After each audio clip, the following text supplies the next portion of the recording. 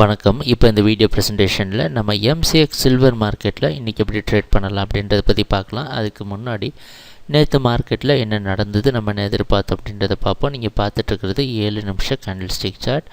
இந்த candle stick தான் நேற்று மார்க்கெட்டோட ப்ரைஸ் ஓப்பனிங் 36,680 பக்கமாக சில்வர் மார்க்கெட் ஓப்பன் ஆகிருக்கு.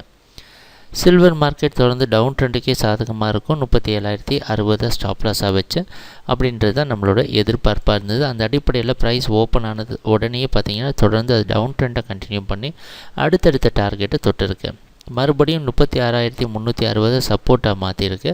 ஆனால் 36,520 நல்ல ரெசிஸ்டன்ஸாக இருந்து இந்த ப்ரைஸை மறுபடியும் கீழே தள்ளி மார்க்கெட் அதிகமான சரிவை சந்தித்து 35,960 வரைக்கும் கீழே வந்து இறுதியாக பார்த்திங்கன்னா மறுபடியும் புதிய லோ க்ரியேட் பண்ணி 35,920லேயே க்ளோஸ் ஆகிடுச்சு.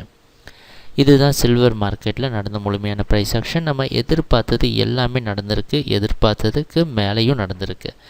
புதிய லோ க்ரியேட் பண்ணது, லோலேயே க்ளோஸ் ஆனது, இது எல்லாம் சில்வர் மார்க்கெட் தொடர்ந்து டவுன் ட்ரெண்டுக்கே சாதகமாக இருக்கும் அப்படின்றத நமக்கு குறிக்குது.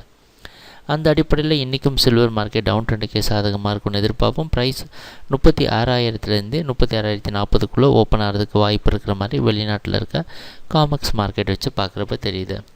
எது வரைக்கும் செல் பண்ணலாம் அப்படின்னு பார்த்தீங்கன்னா 36,520 வரைக்கும் செல் பண்ணலாம். இப்போ உங்களுக்கு புரிஞ்சிருக்கும், நாங்கள் ஸ்டாப் லாஸை ரொம்ப அதிகமாக கீழே இறக்கியிருக்கிறோம்.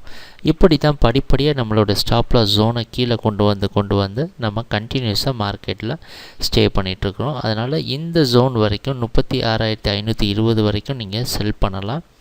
ஆனால் அதிகமான சரிவை சந்திச்சிருக்க ஒரு காரணத்தினால ஒவ்வொரு ரெசிஸ்டன்ஸையும் தொடுறப்ப கம்மியான லாபம் கிடைச்சா கூட புக் பண்ணிவிட்டு வெளியே வர்றது நல்லது.